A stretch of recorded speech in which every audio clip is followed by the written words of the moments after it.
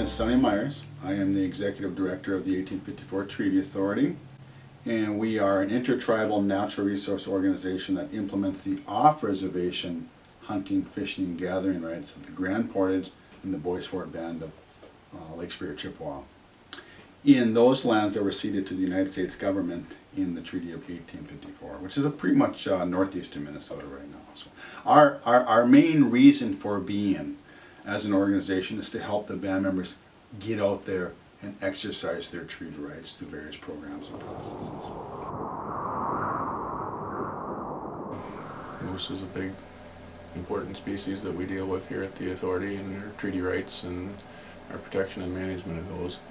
I've been involved with moose research since 2002, and then on an annual basis I'm a member of the annual aerial survey that takes place every January. The purpose of the survey is basically to monitor the trend in the moose population in northeastern Minnesota, which overlaps almost in its entirety with the 1854 ceded territory. The survey itself is flown in January, and it has been flown since early 1970s, so it's a very long data set. I'm Christina Maley, a wildlife research assistant with the 1854 Treaty Authority.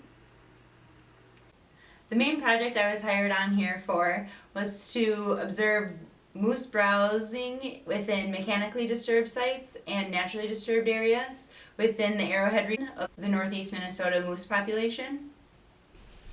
We're assessing which plant species for browse are available to these moose on the landscape, as well as what they are browsing on.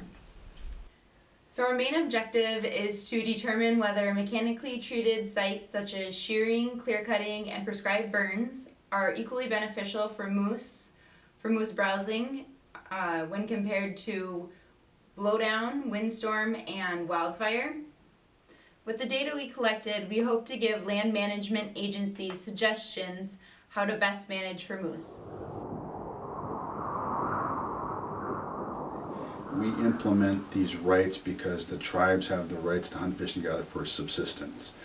And so subsistence means that we're trying to feed our families. We're trying to get food for ourselves, and in the tribal realm you see a shearing for extended families. And one thing about the moose was the moose, you can get a lot of good meat off one animal. I really think that is why moose became a sort of, I don't want to say prize, but a primary target for subsistence hunting.